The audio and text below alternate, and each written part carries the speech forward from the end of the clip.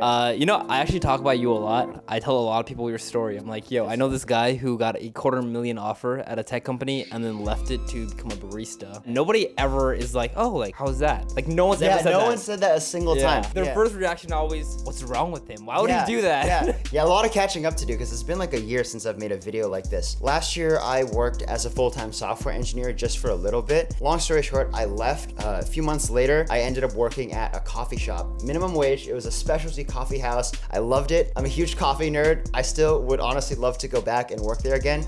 But you can't just enjoy something like that while you're doing it, because whenever you tell your friends who knew you when you were working at tech, they treat you like you have a disease or something. Are you good? Like, why would you do such a thing? It seems like an objective downgrade. It doesn't even seem like it's something that you're switching fields. It seems like you failed at something. But I mean, like, how do you measure progress? If you're happier, but you're earning a lot less money? It really depends on like where you're coming from, because at the coffee shop, no one saw it as a downgrade. They're just like, oh, you did something different and now you're here. People at the coffee shop know how much you were making before that? No, I didn't tell anybody. They would probably be like, why are you here? They probably would have. Yeah, I mean, if they knew. Why you're here or why are you doing this is a very frustrating and potentially depressing question.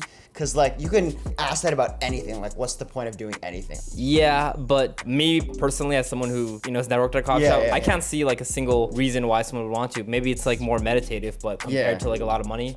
One, it's something that is very manual. Right? It's a very physical thing. It's kind of like why people really enjoy cooking, or why during the pandemic a lot of people started making sourdough bread, or a lot of people are what are you talking about? Or why a lot of people start gardening. It's very satisfying in that very physical, crafty way, right? The art of making pour over coffee or learning how to do latte art. There is a lot of technique. For example, getting the right, texture of milk, getting the right ratios of like coffee to water, and your technique in timing the pours, technique in slicing avocados. It sounds ridiculous because compared to tech, it's not as high stakes, but I think that it's still satisfying in the same way. Second, I think especially because it was during the pandemic, it gave me a reason to have personal interactions with people, and I felt like the structure of being very present at work, you're kind of on the whole time, and at the time I found that very satisfying. And a lot of it was, what do I like about software engineering? A big part of it is I just like making stuff. Sure, like the technical complexity and whatnot, but maybe I just like the creative aspect of it, the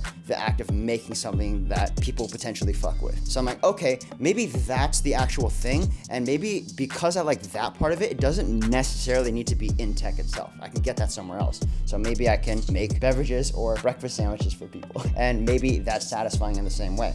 And it kind of was. It's hard to compare, So the money was the first thing that you mentioned, and that thing a lot of people mention. It's not like, oh, I'm giving up on this salary forever. It's more like, oh, I'm giving up this, but with a potential of making part of this, or maybe even more. But in my case, no, because it was coffee, right? There are people who do full-time minimum wage jobs or service jobs or work in like the culinary industry, right, who don't make money for a long time, and there are people doing it and they do it for their whole lives. So like, why is it different that I started somewhere else and I'm now trying to do a different thing? But those people probably go through a lot of financial stress. Yeah, and exactly. they would probably like kill for a job that paid even half as what you were getting paid. Exactly. I acknowledge that it's very privileged, but because I did have that privilege, I thought, why not, explore other things? Like everyone wants security, but I think you and I would only care about security that much. Yeah, and it's not even the security, right? You know that a lot of it is ego driven.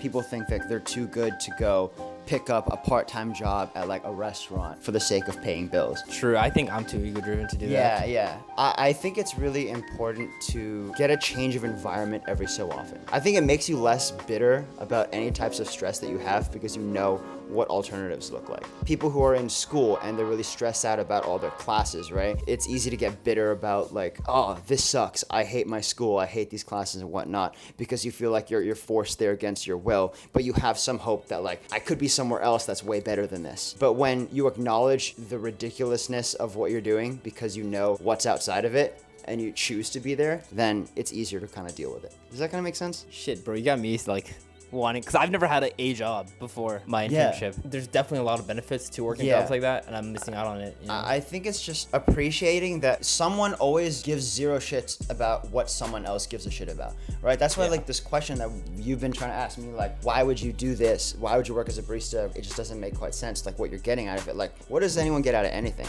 Yeah, sure, there's like a lot of like ways we can intellectualize it, but you've talked about this before, this idea of like, remember when you mentioned the myth of Sisyphus? This idea of Did I? yeah, this idea of absurdism, this that Albert Camus kind of talked about in the early 1900s, where everything is inherently absurd. Life doesn't make sense, and people's attempts to intellectualize it, intellectualize some deeper meaning, leaves them very frustrated and depressed. True, but if you think of it like a hedonistic way where, maybe ultimately the boulder that we push up is going to go down. So ultimately, it doesn't make sense, or it doesn't matter what happens, right? Like nothing means anything. But while we're here, we'd want to optimize for the most enjoyable life. And it seems like that would come from money, like while we're here. So people say, okay, let me just aim for the wealthiest retirement possible, right? Or retire early. That creates a sort of meaning, right? That's directed towards a goal, and it gives you like constant hope that there's like this end goal, right? Oh, eventually I'll spend all of my money and it's going to be euphoric and amazing. But then that makes you very fragile, because if having the money isn't that good, that doesn't solve the problem of the ridiculousness and the pointlessness of everything, right? You just made that the point and realized, oh, that's just pointless too. And then what if, something fucks you up and you can't have a retirement, or you lose your job, right? Then you're just really fragile to that. Dude, what does it even mean to retire? Because the moment you stop working, like everyone needs to work, even if you have money, like you just gotta do something, or else you just hate your life, right? There's nothing to do. So what would you work on? And maybe people will say, like, okay, well, once I retire from tech, then I can work on things I enjoy, my hobbies, that's a good point. my dreams. We're working on that now. That's, you know what I mean? Fantastic. We get to work on that now. Right. When I was thinking about being a barista, it was during the pandemic. And what happened when the pandemic started? A lot of coffee shops closed down. So I couldn't work in an environment where I was smelling coffee and actually something that I liked. So I'm like, okay, let me get really into making coffee. I got like a Chemex and a V60, and I went on r/coffee, watched a bunch of James Hoffman, and I was like, I'm just gonna be a nerd about this one seemingly pointless thing, but let me just be really nerdy about it. You're just kind of like saying fuck you to the whole ridiculousness of everything. Why should I be stressed out that I'm not making it in this way or in that way, right? Fuck you. This is the game I'm playing. You know what I mean? Basically, the answer to the question in the title is, you're a spaz. Pretty much. Gotcha. It is partially, I'm just impulsive and I just want to do random shit. I don't think that's always a bad thing. Are you the type of person to be very consistent long-term and industrious towards one specific goal? Or are you like a very spazzy kind of person that seeks novelty and whatnot? I think these are actually two very different personality types. I think some people are just very high in openness and open to new experiences. So like, because I feel like I've been forced into kind of lifestyle that doesn't work with those personalities, I was like, all right, I need to do something that's really me for a second. Yeah, I think that's something a lot of people don't get. Like my own father, like when I took that gap year in school, he was like, this is like a very dangerous path you're selecting. He's like, you have such a safe path if you just stay in school and finish it. Why is it a dangerous path? I can go back whenever. You know what I mean? Exactly. And the thing is that I would argue that the other path that he is suggesting is more dangerous. Because sure, there's a potential risk of you messing everything up, but there's 100% risk otherwise of you becoming really fucking depressed because you're bag holding this thing that you don't even want. And it's like, how long can you really do that? Do you think you and I have a lower threshold of being able to do things that we hate? We could just have really short attention spans. Like we could be quote unquote interesting, but that could also be just, we have low patience, right?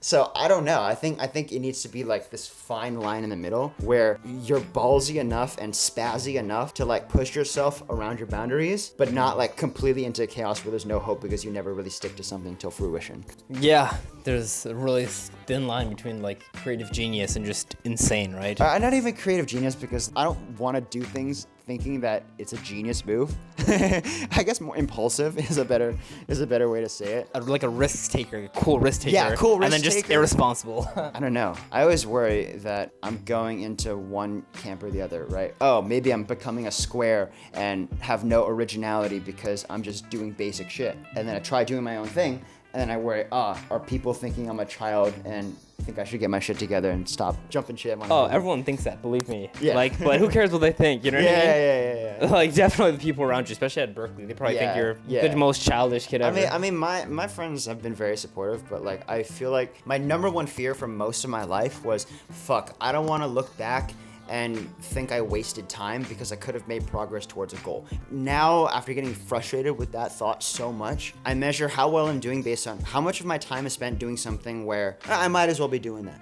I think that's probably not a bad thing to be doing. I'm glad that I at least did that, you know? I mean, you're still success driven. You're just like measuring success differently. Like, you want to spend your time on something that feels like it has purpose. And when you're building someone else's dream, like some big CEO's dream for some corporation, you don't feel like you're actually like working towards something that has purpose. But some people find a lot of purpose in working for a corporation in which they care about the mission. Like, do you feel like you would ever find purpose in some corporate job like that? Or do you think it has to be like, you have to be doing something individual? I think that when people say like, oh, I never want to work a corporate job ever again because I never want to have a boss. I want to do something completely on my own, right? I feel like part of that's a little bit immature, or at least it comes off to me as a little bit immature, because I think it's not bad to like be humble enough to have responsibilities for other people. Being part of something with other people, regardless of what the actual type of work is, I feel like there's something valuable that makes other parts of your life better, such that it's worth the time you're losing. Yeah. I had a conversation with my brother recently, Yeah. before I came here. His entire goal in life right now is just retire by 35, retire at 35. So he works in tech and stuff. And I'm just like, you know, when you retire, like, you still need to do things. Like, what are you going to do? And he told me that, like, his ideal life literally just sounded like a 40-year vacation.